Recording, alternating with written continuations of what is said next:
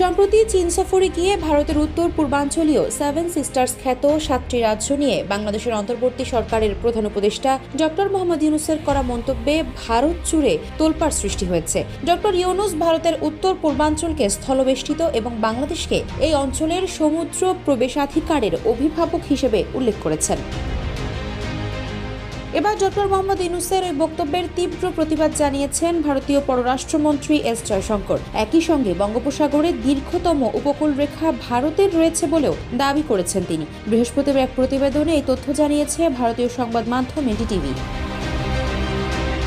সংবাদ মাধ্যমটি বলছে, বাংলাদেশের প্রধান উপদেষ্টা ডক্টর মোহাম্মদ ইউনূসের ভারতের উত্তর পূর্বাঞ্চলকে স্থলবেষ্টিত বলে বর্ণনা করায় এবং বাংলাদেশকে এই অঞ্চলের সমুদ্র প্রবেশাধিকারের অভিভাবক হিসেবে উল্লেখ করার কয়েকদিন পর বৃহস্পতিবার পররাষ্ট্রমন্ত্রী এস জয়শঙ্কর এর তীব্র প্রতিবাদ জানিয়েছেন। জয়শঙ্কর বিমস্টেকে ভারতের